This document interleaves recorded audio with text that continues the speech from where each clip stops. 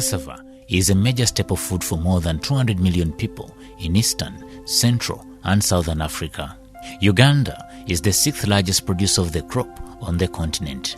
The country has increased its cassava production from 6 million metric tons to an estimated 11.3 million tons. The primary purpose of growing cassava has changed from mere food crop to commercial commodity. New uses and potential benefits of cassava keep emerging every time. Currently, cassava has found uses in starch, ethanol, biofuel, animal feed, bakery, and paper industries. But despite being resilient to climate change, cassava production is limited by a number of social, economic, physical, and chemical factors within or outside the crop environment. Specifically, low cassava productivity has been attributed to the use of low-quality, diseased, and over-rationed planting materials. Cassava is a tuber. Its carbohydrate-rich roots grow like sweet potatoes and have the consistency of a carrot. The roots are boiled until soft enough to eat or dried and grated to produce flour. The main cassava growing regions include Eastern, followed by Northern, Western, and lastly Central. It is also an annual crop which matures in 6 to 8 months. Because of its importance, it's the reason Sasakawa Global 2000 decided to train farmers in the recommended agronomic practices concerning its cultivation and the needed value chain approach.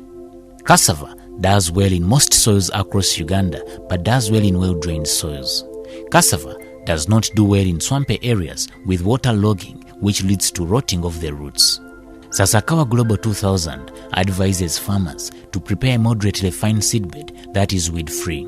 Farmers are advised to plow unless the weeds and the residues rot.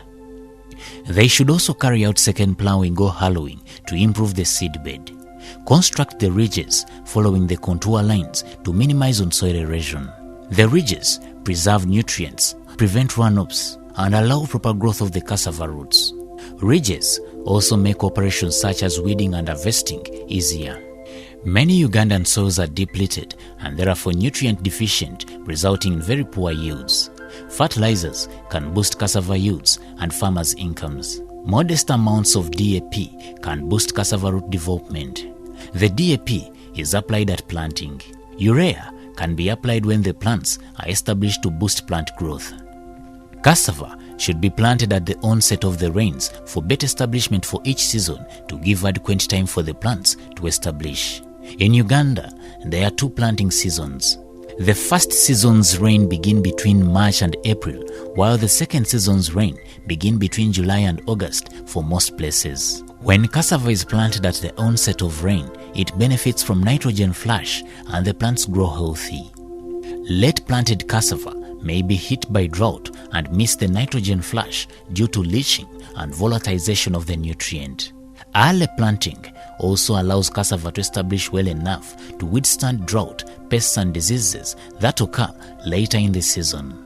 Cassava stem cuttings may be planted horizontally, vertically, or slanted at an angle depending on the soil types and the cultural practice of the area. Horizontal planting method is the commonest, easiest, and recommended method of planting cassava, especially for large-scale operation. The stakes are placed horizontally in the planting holes and fully covered with a soil layer of 4 cm to 5 cm thickness. It is also an ideal method for multiple stem production. Cassava establishes and grows slowly initially, making it susceptible to weed competition in the first 3 to 4 months. Weed competition reduces canopy development and root bulking. It is also advisable to interplant with cover crops such as beans during the early stages in order to suppress weeds. However, it can be weeded by hand or with herbicides. If applied in the right way, herbicides are the most effective and suitable for the large fields. They also save on labor costs attached to hand weeding. Insects, pests and diseases are the major constraints hampering cassava production. The major insects are cassava whiteflies, the cassava mealybug, cassava green mite, the grasshoppers, termites, and cassava scales. The main disease affecting cassava is the cassava mosaic disease. The disease, which is transmitted by the whiteflies, has been a major challenge in Uganda. Others include cassava root rot, bacterial blight, and the brown streak virus. Pests, disease, and poor cultivation practices combined can cause yield losses as high as 50%. To avoid pest and disease infestations, farmers are advised to plant clean planting materials and use pesticides. Cassava is harvested when it has reached the right maturity period. Some parts of the soil around the crop begin to crack, indicating a sign of roots increase in size. Harvesting of the roots can be carried out manually or mechanically. Manual harvesting is the most common and is carried out using a hoe. Topsoil around the plant is removed carefully until the roots or tubers are exposed without damaging them. The plant is then uprooted and the tubers removed by carefully cutting them using a panga or knife. The harvested cassava tubers are washed in clean water to remove soil particles and any other dirt. On industrial scale, tubers are washed in water with disinfectant. At a local level, peeling is carried out using a knife as opposed to the machines applied while at commercial scale.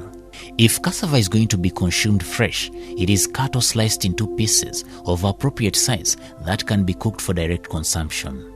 If it is meant for drying at commercial scale, manual or motorized cassava chipping machines can be used to slice cassava into smaller chips that can dry easily. Some farmers tend to dry the peeled cassava on the bare ground. This is not a recommended practice because it leads to contamination with the soil. The good practices involve drying the cassava chips on clean tarpaulins, drying racks, and drying yard.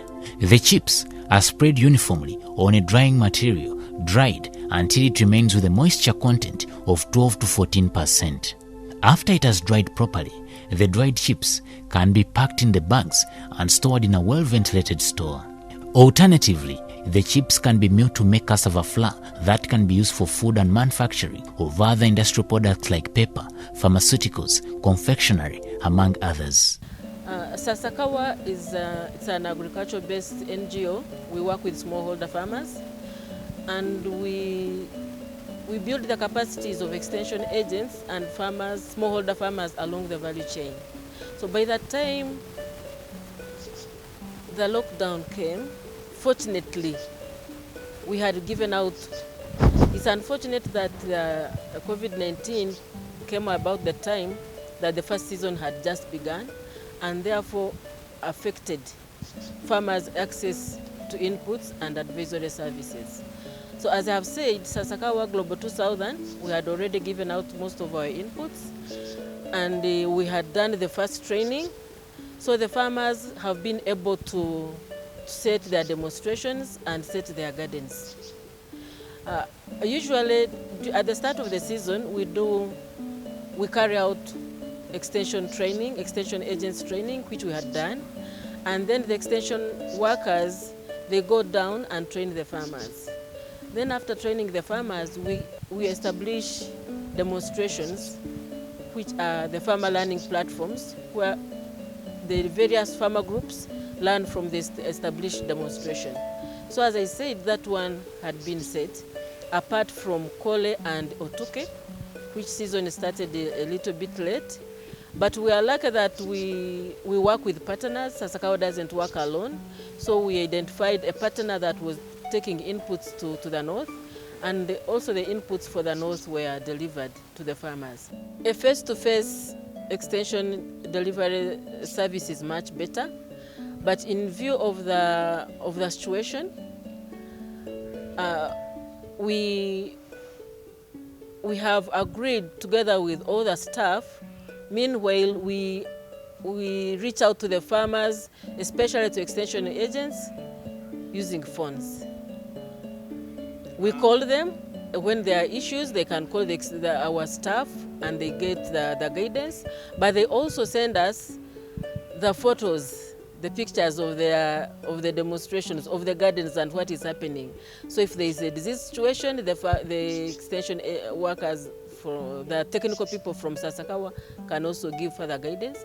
But we also work through the government extension workers at the districts, at the sub-counties. So we link up with them when there is an issue, and then they also go and guide the extension work, the farmers. The good thing is that the extension workers have not been stopped to go to the farmers, except they have to abide by the standard operation procedures as announced by the President and the Minister of Health, which they do. Yeah.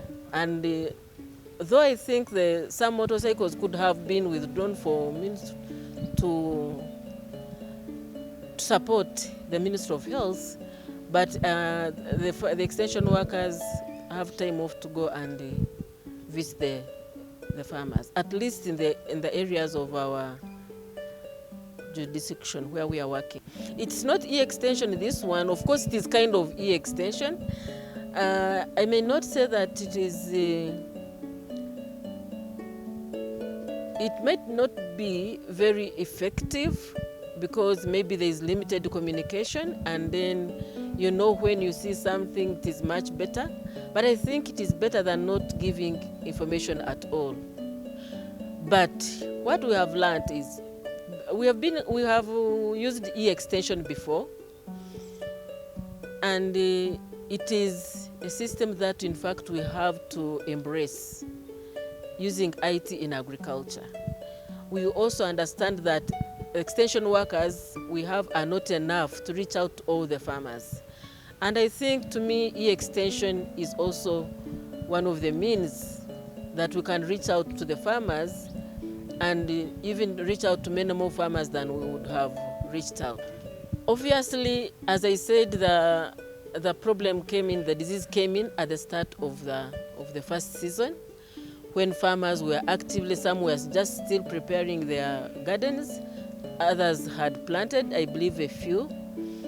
So there was a problem of farmers accessing seed. Remember, at the first 14 days, most people were not sure who were to go out and where were the essential services that had to remain open, the businesses, for example. So there was some hiccup on farmers accessing inputs. But I think afterwards the President made it very clear that agriculture is an essential ministry, and therefore the extension services to the farmer should continue, and also the provision of inputs should continue, and therefore their shops should remain open to serve the farmers. But having said that, obviously there is a gap.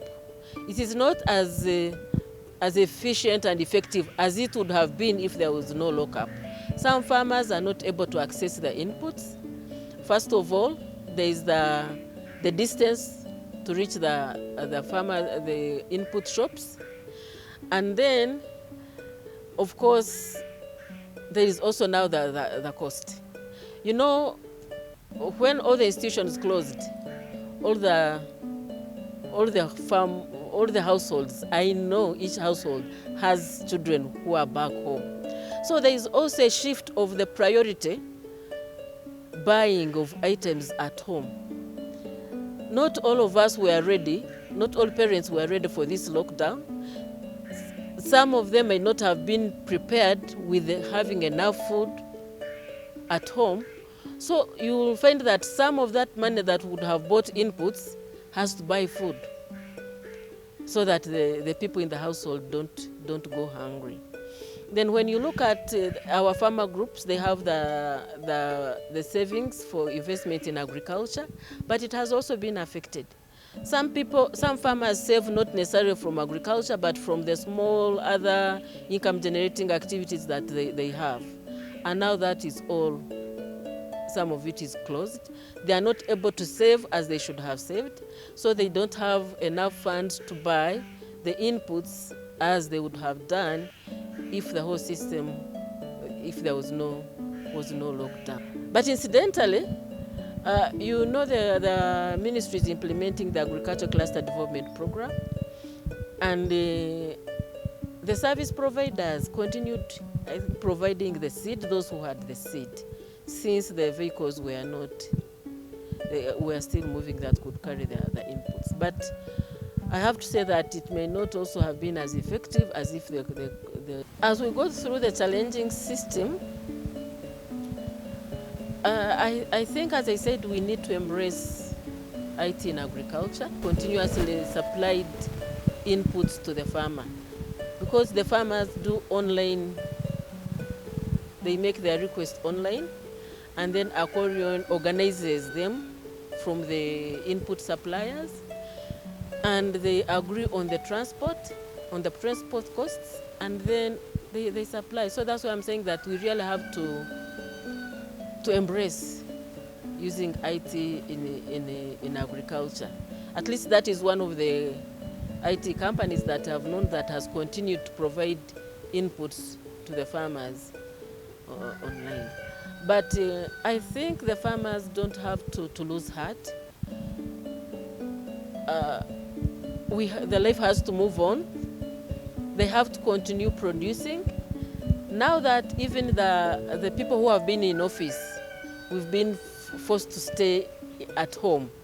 Those who have where to plant, I'm sure they have planted. Let us all follow, let the farmers follow all the good practices that they have been trained about, that maybe some of them have not following. Now there is all the time for us to do all the good practices so that we can have the good yield. So as we stay home, those who have the land, I think, should also be now planning for the second season. They start their land clearing so that when the second season comes on, I pray that the lockdown will be complete. We shall no longer be in a lockdown, so that we shall have more acres to plant, and hopefully we shall have more food for the first season 2021. You know, this effect is not going to be only in the first season or second season. It is going to spill over 2021 and maybe also 2022.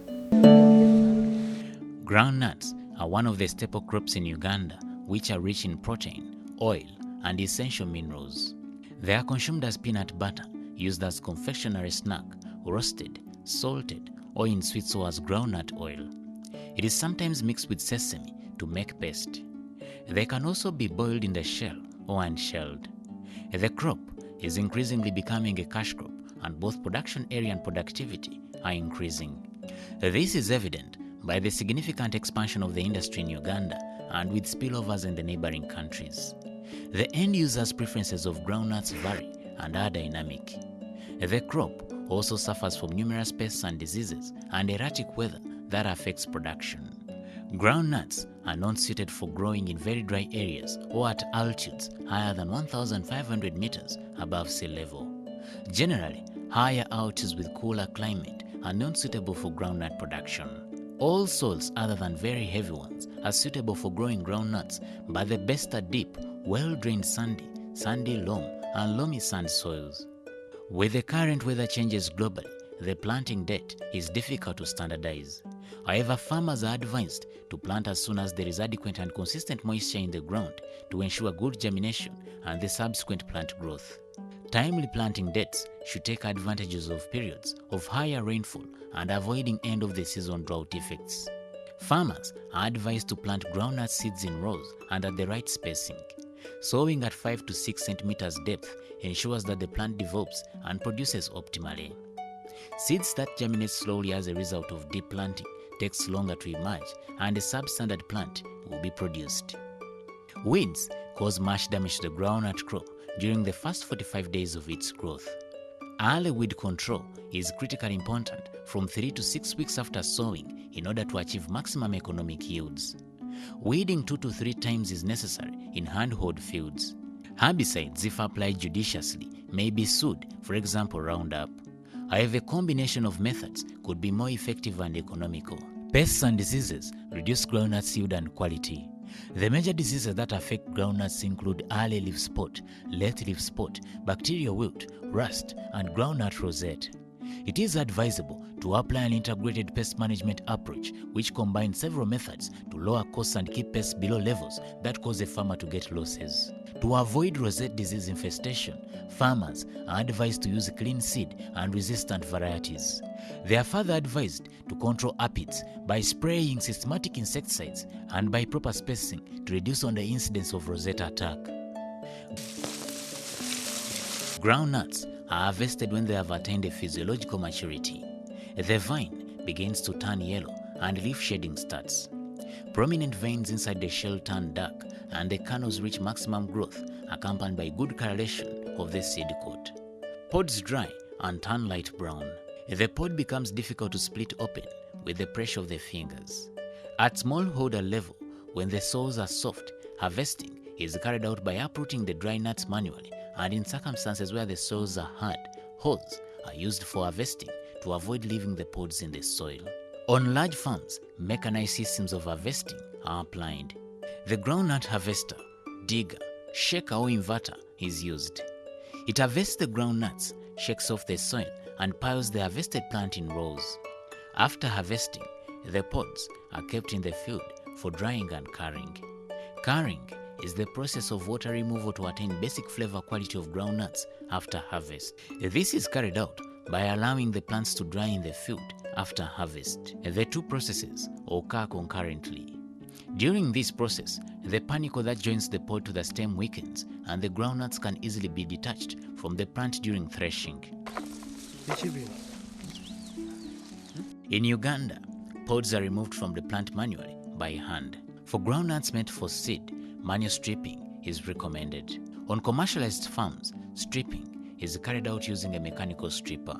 The method has a disadvantage of damaging some pods. However, it is the cheapest method when you are stripping large quantities. Separate foreign materials such as weeds, soil dust, rock pieces, sticks, previous crop residues, immature pods, pops, leaves, stems and hulls from the ground pods before drying. This will ensure efficient drying of the pods and quality of the groundnuts. At harvesting, nuts have a higher moisture content of 20 to 28%. Groundnuts are dried further to obtain a low moisture content of 14 to 12% that can allow longer storage time and prevents rotting during storage. Dry the stripped groundnuts on tarpaulins or mats or drying yard. Drying can be carried out using natural or artificial methods. Dried groundnut pods can be stored for seed or shelled for food and selling to the market. At smallholder level, groundnuts are shelled using hands. This is very tedious, especially where big volumes of groundnuts are to be shelled. CASSAVA Global 2000 has promoted a number of groundnut shelling technologies that can be used for shelling. They include manual wooden groundnut sheller, metallic manual groundnut sheller, and motorized groundnut sheller. After shelling, groundnuts contain a lot of chaff. The nuts can be cleaned using a winnower at smallholder level. At commercial level, a motorized multi-grain cleaner can be used to clean the nuts. Other motorized cleaners that have a grading and sorting component can be used to clean and grade according to the proper size so as to obtain appropriate screen size. Dry clean groundnuts and stored for an appropriate time for food security and better market prices. Farmers are advised to pack and dry nuts in clean bags, seal and stack on pallets. Avoid putting the bags with nuts on bare ground because they will absorb moisture and start rotting or become moldy. CASSAVA Global 2000 recommends that dry ground nuts be stored in hermetic storage technologies such as triple bags, PIX bags, super grain bags, and PVC tanks where they can be kept for more than a year without storage insects or mold attacks. Groundnuts that are to be used for seed should not be kept in hermetic storage. Groundnuts are all seeds that lose viability if kept as seed for more than 3 months. Stored groundnuts can then be used for food security or sold to the market when the prices are high to improve on the farmer's income. Groundnuts is one of the main foods at household level, thus it's marketed at local markets, farm gate, and used as exchange for labor and currency locally during transactions.